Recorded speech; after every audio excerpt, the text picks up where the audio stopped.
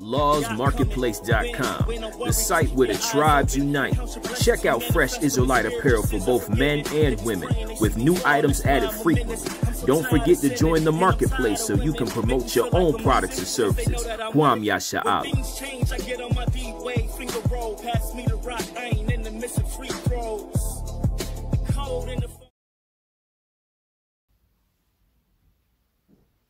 Shalom, family. The soul food topic on tonight is the eyes of Esau are always studying Jake. I'll say it again. The eyes of Esau are always studying Jake. When I think of that title, it makes me think of when I would be at work. One of my former employees, or co-workers rather, we would be walking together from doing our task, and he would say to me jokingly, but also, you know, with a little bit of seriousness, he would say, "Craig, remember, the white man got eyes everywhere. You know, if the white man got ears, he can hear everything, he can see everything."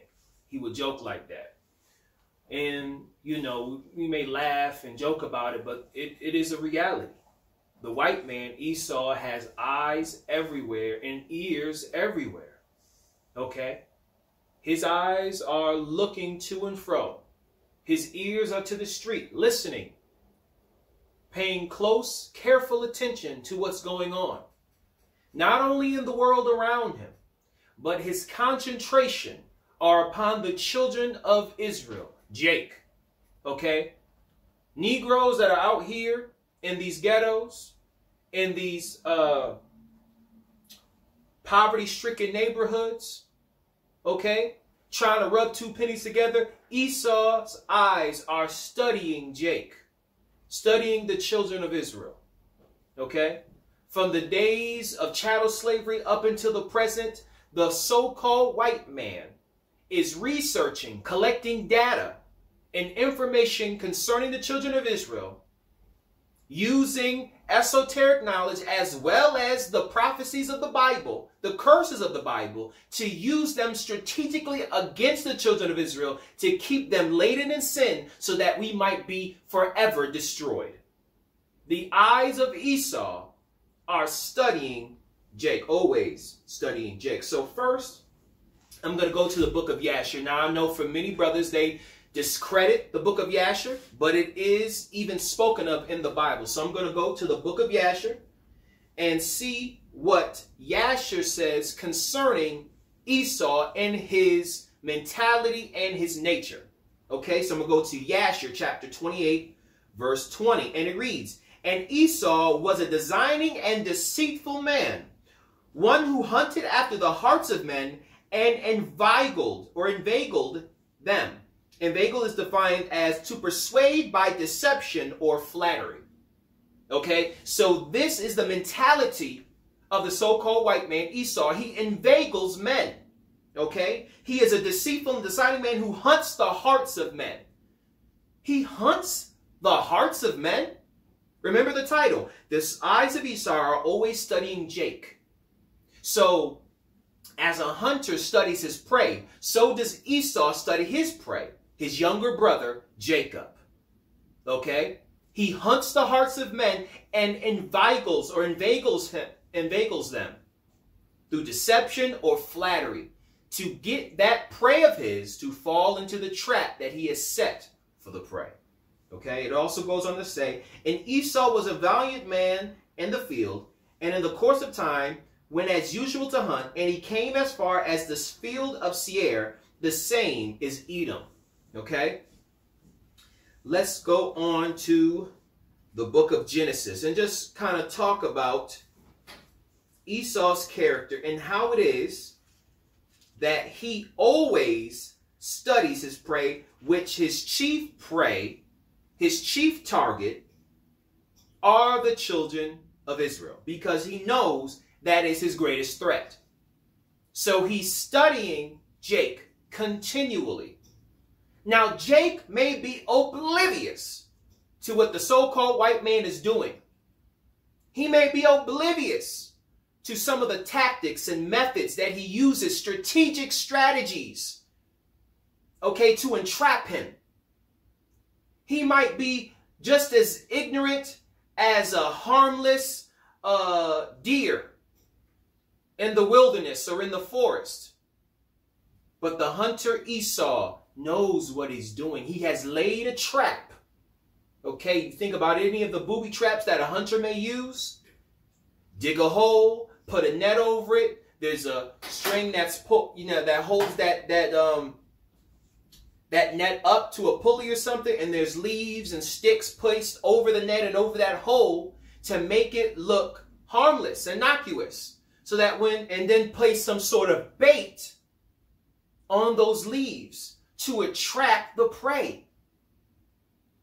So if you put in some sort of delicious food that a deer would be attracted to over this booby trap, the deer would be attracted, come and try to get a little nibble, and when he does, he'll fall into the net, he'll fall into the trap and be inveigled, through deception or flattery. And that's the same thing that Esau does to Jake. He uses flattery. He uses that apple or whatever it is that, I don't know what deer enjoy to eat, leaves or whatever. But they'll place that there in the center of the trap, something that will entice the so-called black man, the Negro, Jacob, Israel. It will entice him because he's filled with lust, not keeping the commandments, not led of the Spirit. He's carnal. All right? Whether it be money, whether it be power, whether it be sex, whether it be drugs, whatever it might be, vanity, it's placed on that trap. And we are enticed. We are led away of our own lust and enticed, and we gravitate to that trap. We gravitate to it, and we fall victim to the entrapment of the hunter. All right. So again, going to Genesis,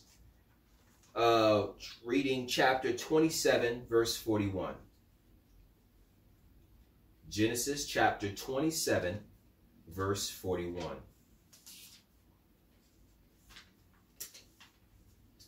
And it reads, "And Esau hated Jacob because of the blessing wherewith his father blessed him. And Esau said in his heart, The days of mourning for my father are at hand. Then will I slay my brother Jacob." So you see, even from the very beginning, hatred was in Esau's heart towards his younger brother Jacob. And you see here that Esau said within his heart, look, I'm going to play it cool. I'm going to wait till my father dies. But when my father dies, I'm going to make it my business to exact revenge on my brother and slay him the same way Cain did Abel. Now, many would say, Christians would look at it and say, well, that was just that one time, and Esau, even his posterity, they let it go. They moved on. They didn't have enmity betwixt one another. But that's not true, not according to the scriptures. Okay, what began here in Genesis continued on even to the present day. That hatred that Esau had in his heart towards his brother to slay him is the same spirit that is perpetuated to the current day. Esau hates his brother. Let's read it one more time. Verse 41. "And Esau hated Jacob because of the blessing wherewith his father blessed him." Okay, now the blessing that his father blessed him with was a blessing from the Most High. And Jacob is the man, the seed line in which the Most High chose. So the blessing that Isaac blessed Jacob with is only a continuation of the blessing that was established from the beginning for Jacob. So Esau hating his brother for that is not something that is temporal. It's not something that's, will expire, because the blessing, the everlasting covenant blessing that was made with Jacob will last forever. So the hatred will last forever, if you catch what I'm saying. Okay? God's hand and blessing will be with Jacob forever. Thus, because of that everlasting blessing that Esau is jealous that he can't have, he's going to hate Jacob forever. Now, if the blessing stopped, if the Most High said, you know what, Jacob, I'm about tired of you sinning against me. I'm not going to bless you no more. Now your blessing is up for grabs for someone else to get it. I guarantee you, Esau wouldn't hate Jacob anymore. He would try to get himself in position to get the blessing for himself. Okay? But Jacob's blessing is continual. It's everlasting. So Esau's hatred towards his brother is continual and everlasting. And we're going to prove that in the scripture. We're going to go to Amos chapter 1 verses 9 through 11. The book of Amos chapter 1 verses 9 through 11. All right.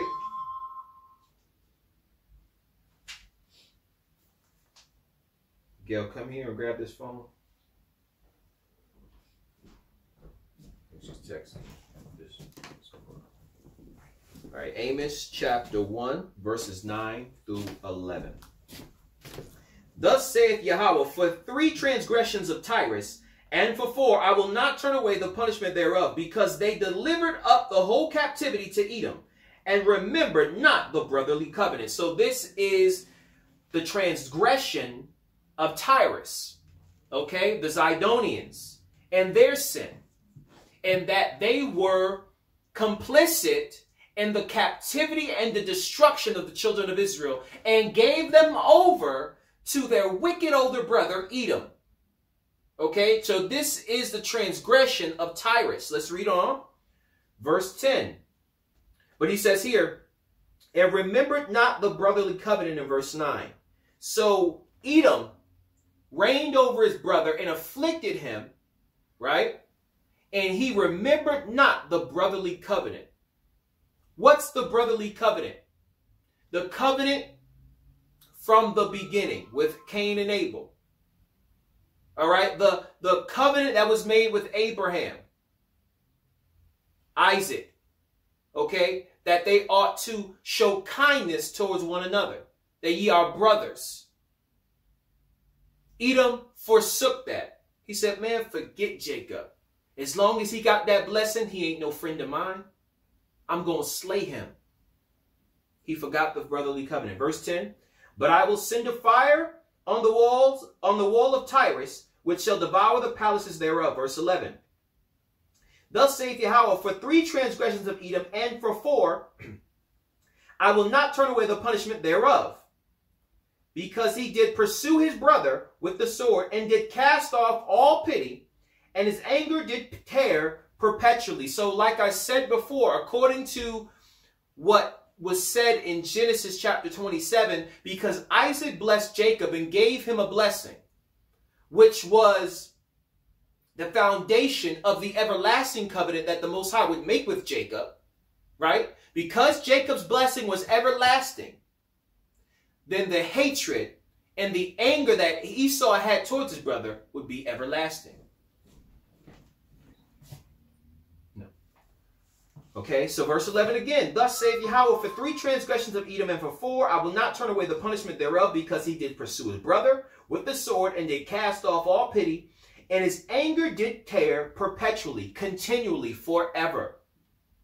And he kept his wrath forever. All right, so the book of Amos confirms what I said in correlation to Genesis chapter 27. Salaki. That because Jacob got this everlasting blessing and Esau did not, he said, I'm going to hate him forever. He didn't put a time limit. He said, I'm going to slay him. And if you slay the father, you're going to slay the sons. You're going to slay the grandsons. You're going to be at war with your brother continually. As long as he got the blessing, he will be your continual enemy. So getting back to the title, the eyes of Esau are always studying Jake, because he wants that blessing back for himself. He wants to slay Jacob so that Esau can receive his blessing.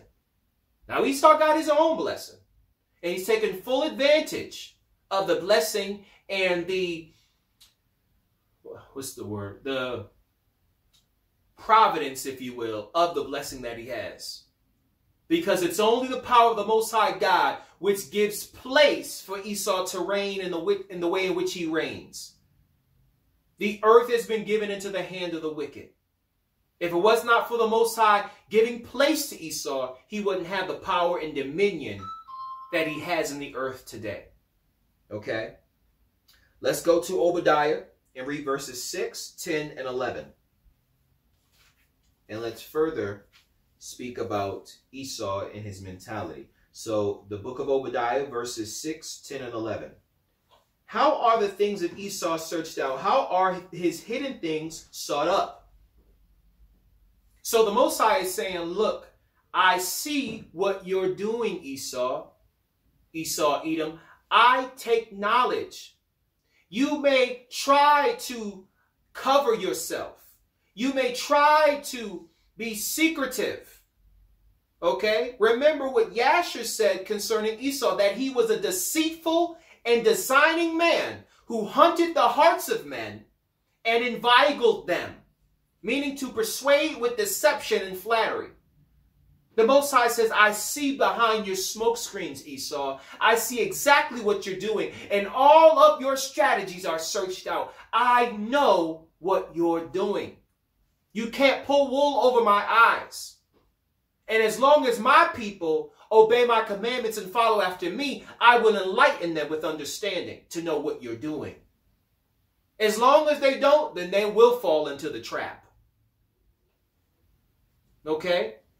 Just like when, I believe it was the prophet Elisha who gave a prophetic revelation to the king of Judah, I believe it was, to tell him to, gave him insight to cause him to escape the hand of the king who was trying to come against him and destroy him. All right? And it kept happening so much that the king was like, yo, who amongst me is a betrayer, and going to the king of Israel, king of Judah, and then telling him what's going on? He's saying nobody is doing that. Okay? But there's a prophet in Israel who hears you in your bedchamber, okay, and relaying all of your secret strategies to the king. So he's able to avoid destruction. If the Most High God is on their side, king, you can't win. And that's something we need to take to heart as the children of Israel. If we obey and keep the commandments of God, we will not lose, and our enemy will not win. But when we fail to observe to keep the commandments, and we forsake his covenant, and we walk according to our own vanity and conceit, then we are vulnerable and we are out in no man's land. And we are not equipped with wisdom and understanding to avoid danger, and we will fall into the trap that was laid for us. Because we will be drawn of our lust and enticed, and Esau will lay just the perfect thing out there. And we'll, something smells good. And we'll roam until we find what it is, and we'll go to it without even thinking and be caught up in a net.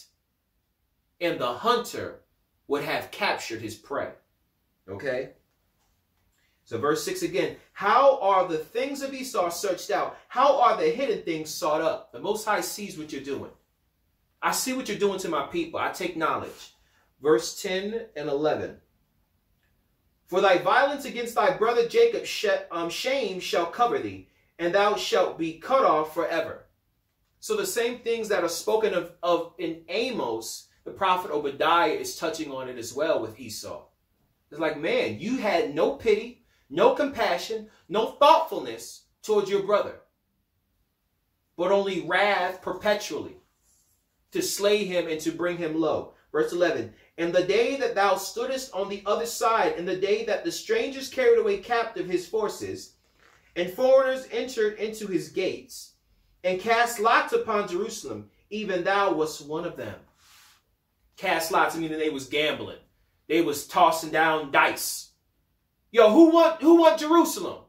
And Esau was right there playing craps for the nation of Israel. Okay? The Most High said, I see what you're doing. How are the things of Esau searched out? The angels are taking knowledge. You thought you were going to get away scot-free. Like the Most High wasn't going to see what you're doing. Whether it be back then during the time of the Babylonian captivity, or whether it be today. All the wicked things Esau does in his think tanks. Okay? The Most High sees and takes knowledge. Okay? What you're doing with this COVID vaccine. I know probably this video gonna get flagged just for saying that, but the Most High sees and takes knowledge. Why is there a push for Negroes and Hispanics to be the first one to get the vaccine? Because you have an agenda. Because you inveigle men. You hunt the hearts of men. You are a designing and deceitful man, Esau. And you are always studying Jake. You're always looking. What is his weakness? What is his Achilles heel? We got a few Achilles heels, the children of Israel. One, strange women. That's something King Balak of the Moabites used to bring us low by the advice of Balaam. Okay? Strange women. We've always fallen into that. We wanted the Moabites and the Ammonites, the Edomites and the Hamites. All these other nations that the Most High said not to marry, not to give your sons into their daughters, and not to give your daughters into their sons. You do it anyway. And then the spirit of preeminence, whether it be combination of riches and fame, fortune, all that different stuff. That's something Jake is always wanting to get into. And it becomes his downfall.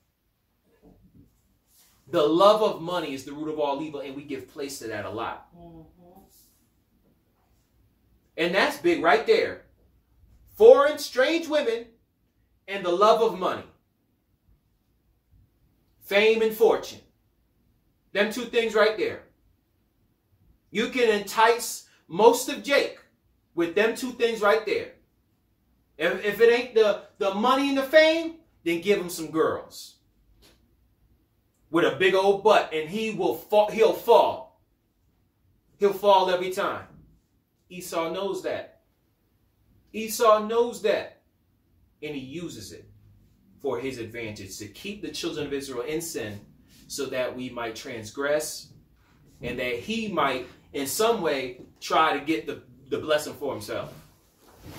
Okay? Let's move on to Psalms chapter 10, verses 7 through 11. Psalms chapter 10, verses 7 through 11.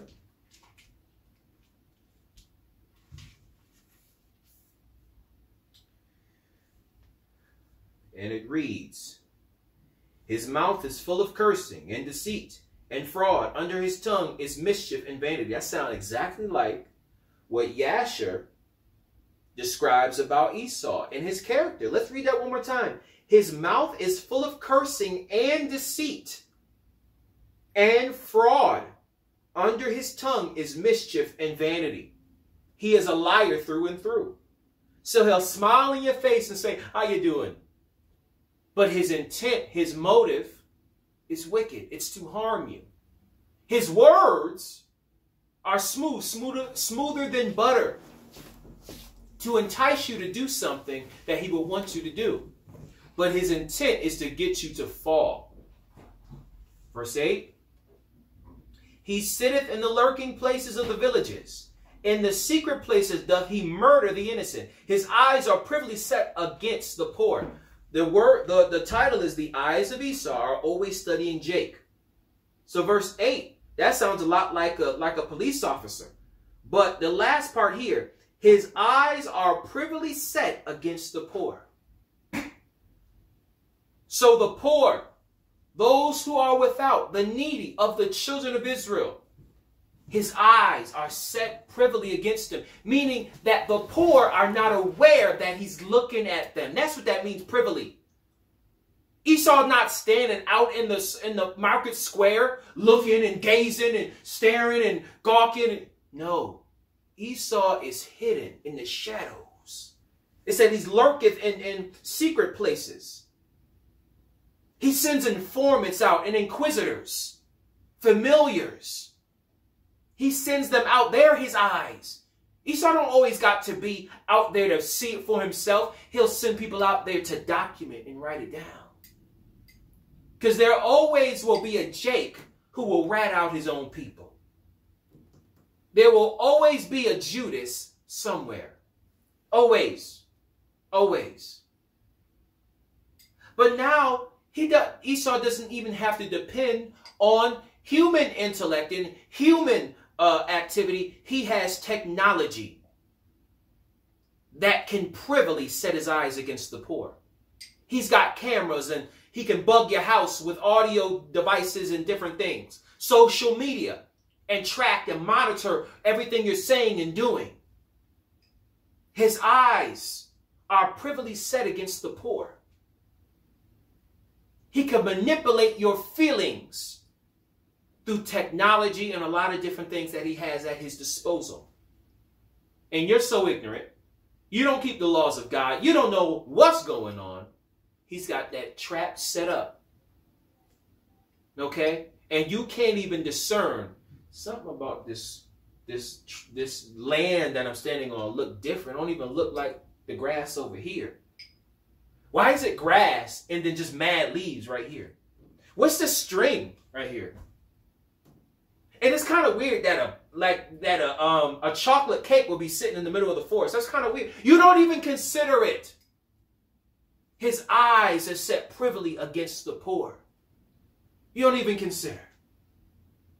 Man, a chocolate cake just sitting in the middle of the forest.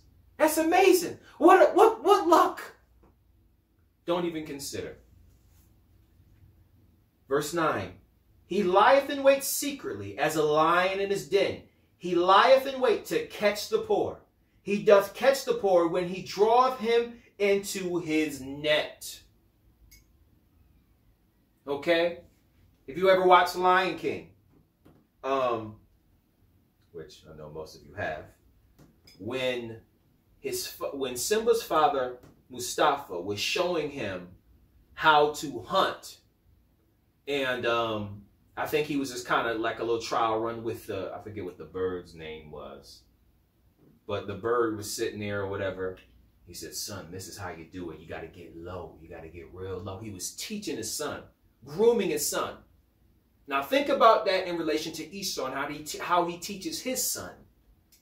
Son, this is how you do it. And Jake is like that bird sitting on the stone, picking at his feathers. Don't know what's going on. Not vigilant, okay? Ignorant of his surroundings. And that lion can creep down into the grass. He said, you got to be slow and you got to study your prey, son. And then when you get close enough, and it appears that your prey is not paying attention, then you leap.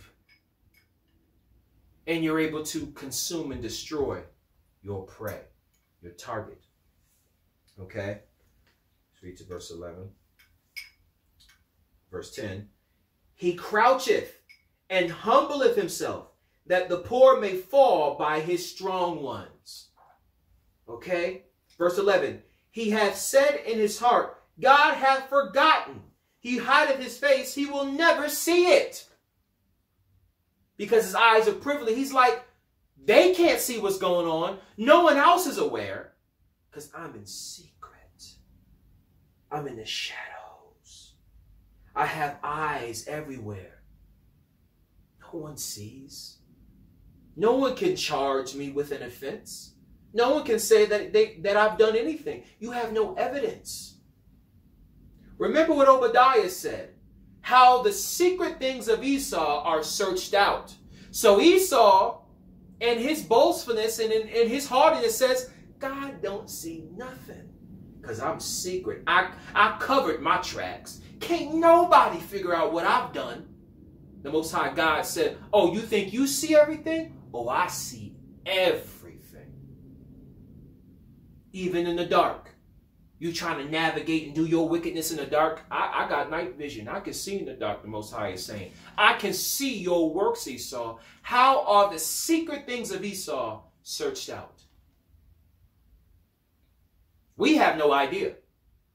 Whereas the deer, whereas that bird on the stoop, we have no idea what's going on. And because we trust not in our God, we don't have any understanding or insight into the enemy that we face.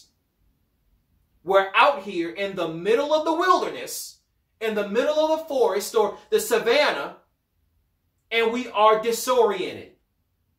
We are confused. And out there in those savanna grazelands, right, in Africa, the lion can camouflage himself, all right, because his fur is, you know, complexion-wise, is close to the color of those, you know, the grass or the stalks or whatever it is. And so when he hides, a lot of his prey cannot see him, oftentimes until it's too late. Oftentimes until it's too late. He studies his prey. And the lion doesn't fight, doesn't use, okay, let me put it like this. The lion is not faster than the gazelle. The lion knows he's not faster than the gazelle. He does not fight or try to overcome his prey by the gazelle's strength, but by using his strength. He has to neutralize the gazelle's strength and play to his strength, if you be spiritual. So Esau knows that we have been endowed with power naturally from our God. We were created to be superior in many ways. Okay? So Esau cannot seek to and capture us according to our strength. That'd be folly on his part. But he's studied. He's a hunter of men. All right? So he studies his prey. He knows what our strengths are and knows where our weaknesses are. He's skilled enough to know his strength and his weaknesses. A truly great person knows their weaknesses. Jake is haughty and full of himself and all this. I'm good at this and I can do that and do that. A truly wise, great person knows their weaknesses, okay, and knows to avoid his weaknesses. All right? So Esau will play according to his strength and wait until his prey is vulnerable and weak. Usually it's said that the lion, when he's trying to get a gazelle, because like I said, the lion is not faster than the gazelle, and the lion knows that. But he waits until he can find maybe one of the weaker, smaller gazelle within the herd or the pack or whatever, and waits for one of them to stray away. If you be spiritual, think about that. If we were in the body of Christ, if we are all one, keeping the commandments, then there is safety, there's protection. The lion knows he's going to have an uphill battle trying to get one of these gazelle, because the gazelle now can utilize their strengths against the lion to be free. But when one of the gazelle breaks away from the herd, right, and he's by himself, now that gazelle is vulnerable. Now the lion can play to his strength. Okay? Is that to 11? Yes. All right, another chapter in Psalms. Let's go to Psalm 73, 7 through 12. Psalms 73, 7 through 12. It reads, "Their eyes stand out with fatness. They have more than heart could wish. They are corrupt and speak wickedly concerning oppression. They speak loftily." This is Esau right here. He is the wicked. All right? Verse 9. "They set their mouth against the heavens, and their tongue walketh through the earth." 10. "Therefore his people return hither, and waters of a full cup are wrung out to them." Think about the title again. The eyes of Esau are always studying Jake. He said his people, Esau's people. Now his people doesn't always have to be his blood people, but those that work for him, his henchmen, his informants, his familiars, whatever it might be. They go out, they go hither, they go out, right? Verse 10, "Therefore his people return hither, and waters of a full cup are wrung out to them." Whatever Esau has contracted his agent to do or to retrieve for him, It is a job of the one who's contracted out to Esau to retrieve that water. That could be riches or whatever, or information. His people return hither. Okay, what you got for me? Well, I've discovered this and I discovered that. Okay, that's valuable. I'll use that. All right, thank you. And here's your payment. And I may call upon you again to get me some more information. His people return hither. What does it say? And waters of a full cup are wrung out to them. He's got a full glass of understanding and wisdom against his enemy that he can use at a later time. All right? Verse 11. And they say, how doth God know? And is there knowledge in the Most High? That's the same thing in Psalms 10. The same thing. He don't know what's going on. No one's privy. We're in control. We do as we wish. Who can stop us? Is there knowledge in the Most High? Does he really know? I doubt it. But the Most High says how the secret things of Esau are searched out. Jake don't know. Jake is oblivious. All he is concerned about is drinking, smoking, having sex, and playing video games. Rapping and doing anything else that is fun and ecstasy. That's all Jake is concerned about. Jake and Eve. The men and women of Zion. That's all we're concerned about. Drinking, smoking, having sex with one another, playing video games or sports, rapping, music, or some sort of entertainment, something to keep us engaged in carnality. That's it. Our minds don't even go past that. Oh, I'm sorry, I forgot one. And getting money. Getting the bag. How could I forget that? That's all we enjoy. Getting drunk, getting high. Okay? Inebriated. Getting money, having sex, carnality, debauchery. These things we enjoy. We love it. Esau's not consumed with that. He has his place when he enjoys himself. But he's studied. He's the hunter. He hunts men.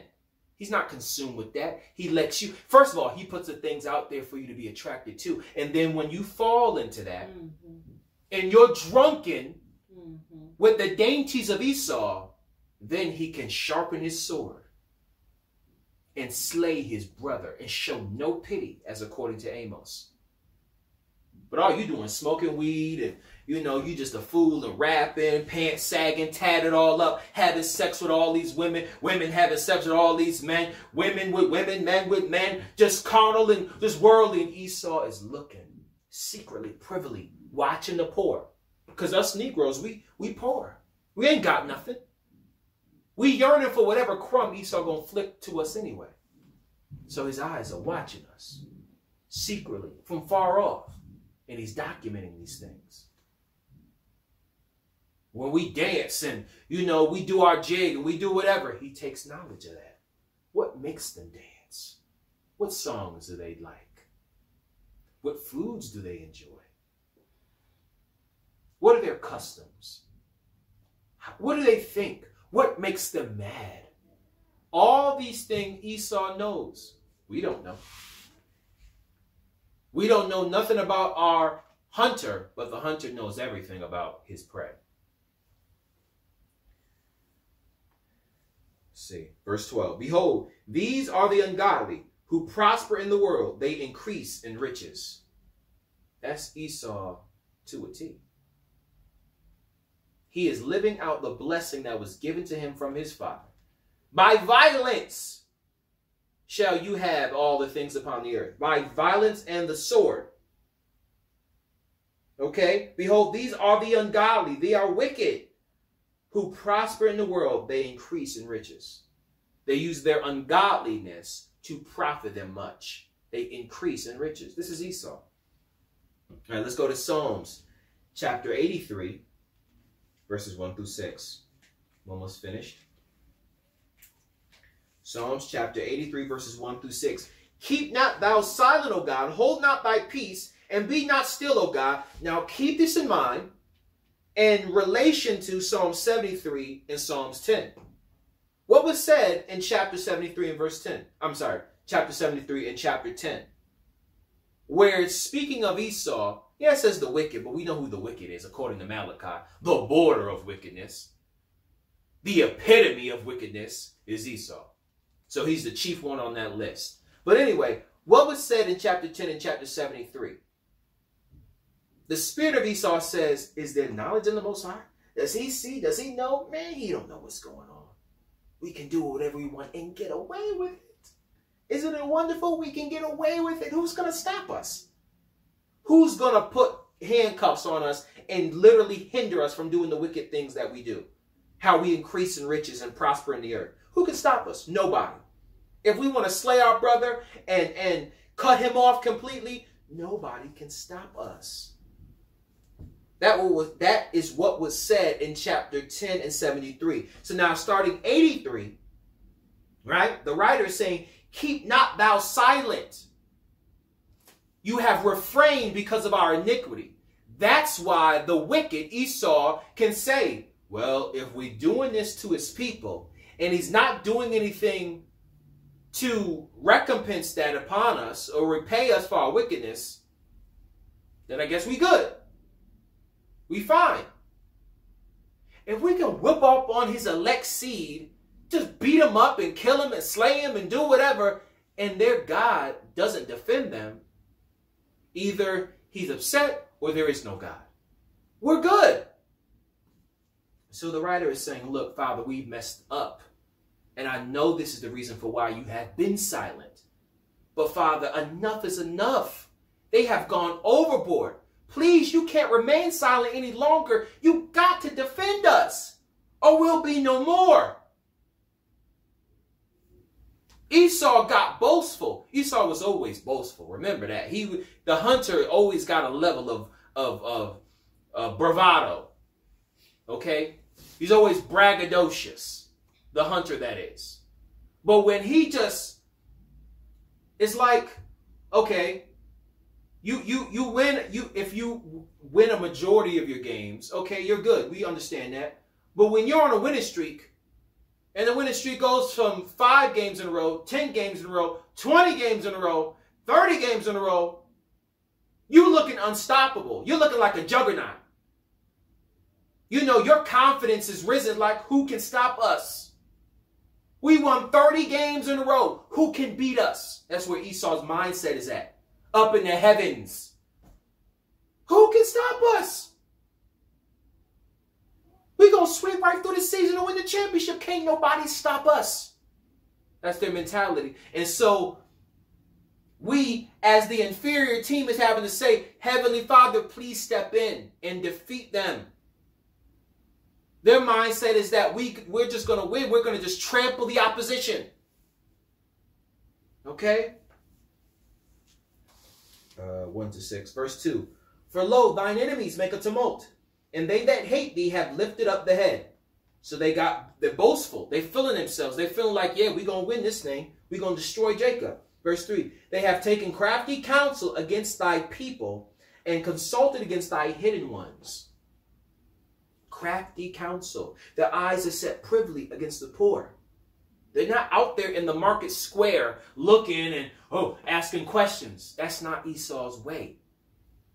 From the very beginning, JASHER chapter 28 and Genesis 27, his mentality is from the shadows.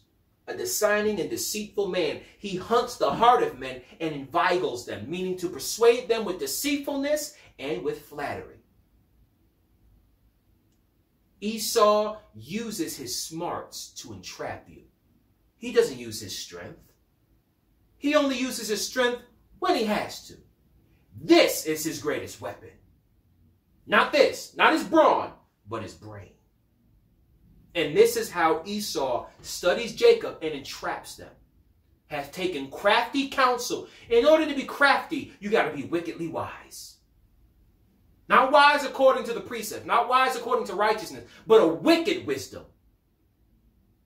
Esau got a wicked wisdom. Thou art wiser than Daniel because you got a wicked wisdom. and you study and you think about it and you got your council of nations around you. What should we do? How can we do this? How about we do this and do that? No, because then there's this and this. How about we do this and that? Okay, that's great. That's good. Let's write that down. Meanwhile, in the hood, Jake still smoking, drinking, having sex, partying, getting lit, having a good time, while Esau is studying, thinking, how can we destroy them? How can we more effectively destroy them?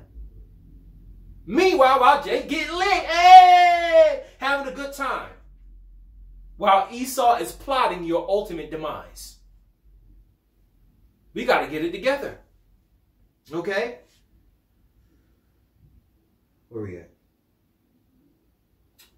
Verse 4. They have said, come, let us cut them off from being a nation, that the name of Israel may be no more remembrance. This goes back to Genesis 27. This goes back to Obadiah, verse 6, where he says in Amos 1 and 9 through 11, where he says that Esau hated his brother for the blessing wherewith his father blessed him. And he said in his heart, right? When my father dies, I'm going to slay my brother Jacob. Now, for many Christians, they'll look at that and say, well, okay, well, then Esau eventually forgave his brother and all is well. No, Amos confirms that his anger did tear perpetually and had his wrath forever. And the same thing is here. Let's cut him off from being a nation. That initial thought in his mind, I'm going to slay his brother. Because Jacob or Israel was to be a nation, a multitude of nations. So if you slay the progenitor, then you slay all that his offspring that come from him. You understand? So Esau's mentality was not just to kill one man. It was to stop. Okay? To stop that great and numerous multitude that would be as the stars of heaven and as the sand of the seashore that no man could number. Esau wanted to stop it. And that's his mentality now. Now we popping them out. The Most High has granted Jacob in the womb, okay, of Rachel to bear many children.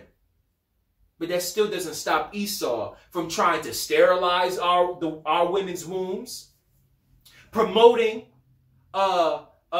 abortions, promoting same-sex marriage, which is anti-procreation. He's got so many different strategies. The transgender movement, which is again the same thing as the same-sex marriage.